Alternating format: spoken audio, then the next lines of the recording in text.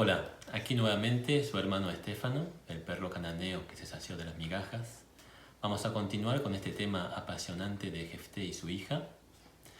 Y le había dicho en el anterior video dos conclusiones. La primera era que el estado espiritual en esa época del pueblo de Israel, ¿no?, era perfectamente compatible, ¿no?, a haber adoptado la costumbre de esa época de los pueblos vecinos. Por dos cosas, porque han abandonado la ley, se han ido tras otros dioses. Dice claramente que el pueblo de Israel ofrecía sus hijos, generalmente primogénitos, al dios Moloch y Quemos. Y segundo, porque estaban bajo el yugo de los amonitas. En caso de Galaad, hacía 18 años que estaban bajo su poder. Entonces es bastante lógico, ¿no?, que hayan adoptado y contaminado y que los hijos hayan crecido en ese ambiente. Y segunda conclusión era que Jefté era la figura mesiánica, ¿no?, la figura y sombra de Jesús. ¿Pero qué Jesús? Porque sabemos que Jesús ya vino y vendrá otra vez. Es decir, hay dos venidas de Jesús. Y Jefté es claramente la figura y sombra de Jesús en su segunda venida como rey y como juez, como lo fue Jefté en esa época.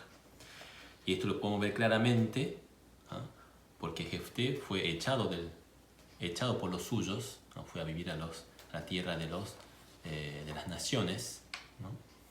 Y cuando el rey amonita viene a dar batalla contra ahora Judá, Benjamín, Efraín, los ancianos mandan a llamar a Jefté, ¿sí?, y le ofrecen ser su caudillo, su cabeza, como un rey. No había rey, pero como un rey, ¿sí? Entonces es la figura del clamor del pueblo, ¿no?, cuando están bajo el yugo enemigo durante el Apocalipsis. Y Jefté acepta y viene como caudillo a salvar su pueblo, ¿sí?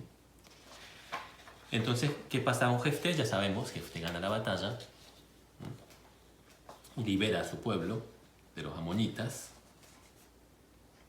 Y dice en Jueces 11:29 que el espíritu de Jehová vino sobre Jefté y pasó por Galaad y Manasés, y de allí pasó a Mizpa de Galaad, y de Mizpa de Galaad pasó a los hijos de Amón. Y Jefté hizo voto a Jehová diciendo: si entregares a los amonitas en mis manos, cualquiera que saliere de las puertas de mi casa a recibirme cuando regrese victorioso de los amonitas, será de Jehová, y lo ofreceré en holocausto. Y fue Jefté hacia los hijos de Amón para pelear con ellos, y Jehová los entregó en su mano. ¿Sí? Un punto importante, ¿sí?, Jefté hace el voto de holocausto a Jehová, ¿sí? Eso estaba prohibido por la ley, ¿no?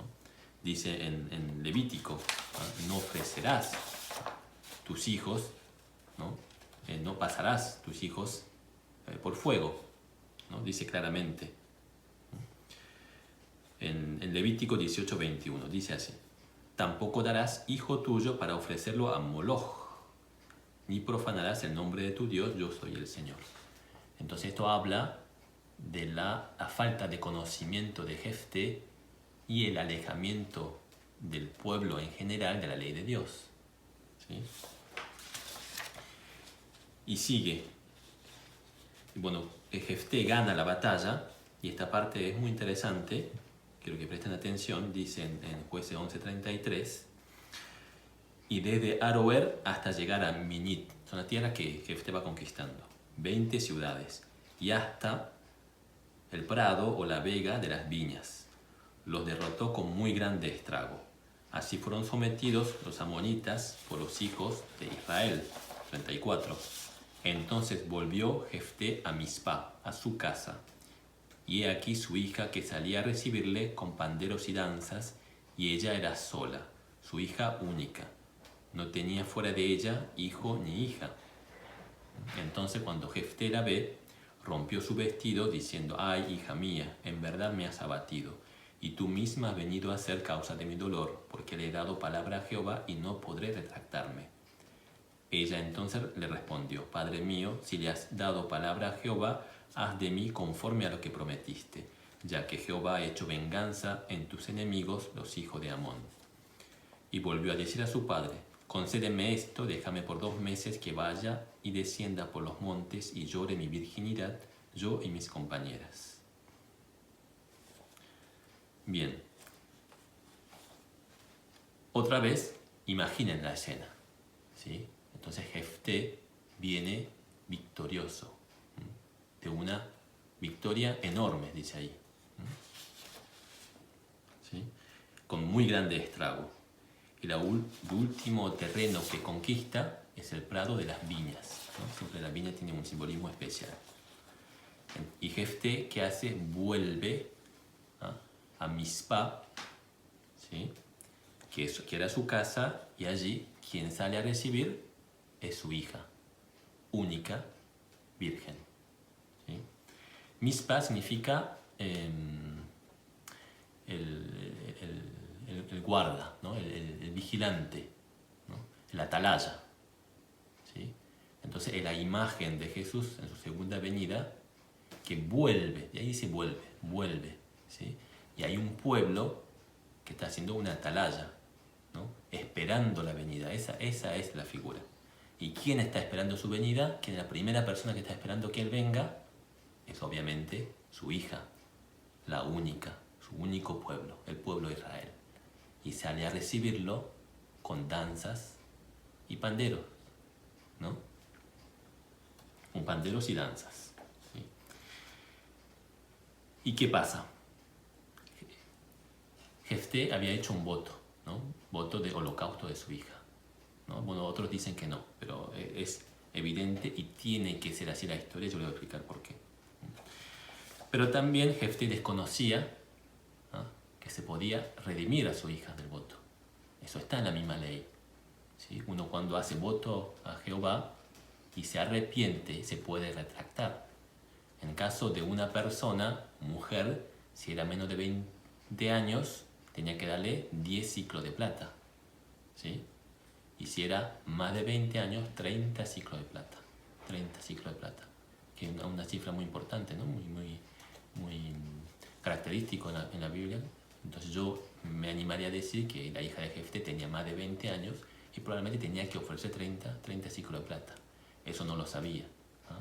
Y Jefté entonces representa el pueblo, la Virgen de Israel, o también llamada Jerusalén, como cuando se refiere como una mujer.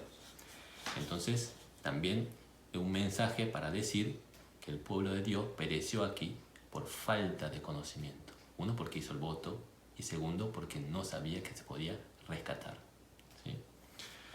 Y el segundo, la hija de Jefté representa, ¿no?, el pueblo bajo la ley, ¿sí? Simbólicamente, como dice Pablo, es el monte Sinaí, es decir, la presencia de Dios como fuego humeante en la montaña, donde el pueblo tiene miedo de acercarse, ¿no?, representando el pueblo y el primer pacto bajo la ley, que por la ley no podemos agradar a Dios, no podemos acercarnos a Dios, ¿sí? Y también representa a la Jerusalén terrenal, ¿sí? Esa ciudad de David, que no era de David, David significa amado, el amado era Jesús, ¿sí? Pero que fue conquistado por otros, ¿no? Jerusalén terrenal. Y te invito por último, para comprender mejor, a hacer el paralelo con Jeremías. Escuchen lo que dice Jeremías 31:3. Está hablando de la segunda venida de Jesús, ¿sí? Dice: desde lejos el Señor se le apareció diciendo: con amor eterno te he amado, por eso te he traído con misericordia. Escuchen aquí, 4. De nuevo te edificaré y serás reedificada, Virgen de Israel. De nuevo tomarás tus panderos y saldrás a las danzas con los que se divierten. De nuevo plantarás viñas en los montes de Samaria. Los plantadores las plantarán y las disfrutarán, ¿sí? Entonces hay un paralelismo entre los dos, ¿sí? Entre Jeremías, entre Jueces 11, 34 sería, y Jeremías, ¿no?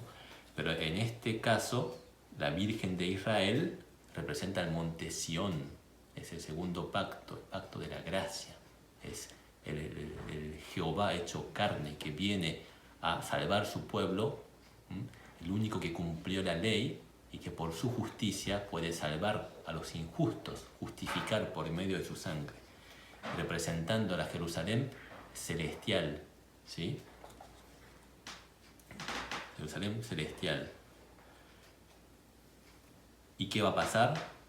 La imagen es los viñedos que nosotros, ¿sí?, que pertenecemos a la Jerusalén celestial, cada uno en su viñedo, disfrutando de su viña, de su fruto, del fruto del Espíritu Santo. Esa es la imagen, ¿sí? Y un pequeño, bueno, esto no es esencial, pero yo creo que puede, un condimento más, dice en Jueces 11:40, y se hizo costumbre en Israel que de año en año fueran las doncellas de Israel a endechar a la hija de Jefté Galadita 4 días en el año. ¿Por qué 4 días? 4 días. ¿Qué significa 4 días? ¿Sí? Sabemos que Jesús cuando vino, cuando se anunció que él era el Mesías, la primera vez y probablemente la única vez, de manera clara y explícita, fue a los samaritanos y se quedó en Samaria 2 días. ¿Ah? Y sabemos que un día de Dios son como 1000 años del hombre. 1000 años del hombre es como un día de Dios, como dice Salmos y Pedro, ¿sí? Significa, simbolizando en los samaritanos los 2000 años de los gentiles para la entrada, ¿no?, a Jerusalén celestial. Entonces, si hacemos la misma interpretación, 4 días son 4000 años, ¿sí? Ante la llegada de Jesús, el pueblo de Israel, el pueblo que estaba bajo la ley, tuvieron 2000 años, ¿sí? Y cuando se cumplan otros 2000, ¿sí?, vuelve Jesús, Jefté, ¿sí?, para salvar a su pueblo que estaba bajo la ley, bajo la maldición, que tuvo que ser muerta en holocausto por falta de conocimiento y por la ley. Y ahora, como dice en Jeremías, Jesús vuelve, ¿sí?, de nuevo, para que nuevamente tome sus panderos y las danzas, y esta vez sí entre al viñedo celestial, ¿sí? Bien, para concluir, quería leer esta parte, ¿sí?, terminar con esto. Zacarías 12:6. En aquel día pondré a los capitanes de Judá como brasero de fuego entre leña, y como antorcha ardiendo entre gavillas, y consumirán a diestra y a siniestra a todos los pueblos alrededor. Está hablando del Apocalipsis. Y Jerusalén será otra vez habitada en su lugar, en Jerusalén, y librará Jehová las tiendas de Judá primero, para que la gloria de la casa de David y del habitante de Jerusalén no se engrandezca sobre Judá. En aquel día Jehová defenderá al morador de Jerusalén. El que entre ellos fuere débil, en aquel tiempo será como David, y la casa de David como Dios, como el ángel de Jehová delante de ellos. Y en aquel día yo procuraré destruir a todas las naciones que vinieren contra Jerusalén, y derramaré sobre la casa de David y sobre los moradores de Jerusalén espíritu de gracia y de oración, y mirarán a mí, a quien traspasaron, y llorarán como se llora por hijo unigénito, afligiéndose por él como quien se aflige por el primogénito. En aquel día habrá gran llanto en Jerusalén, como el llanto de Adadrimón en el valle de Megiddo.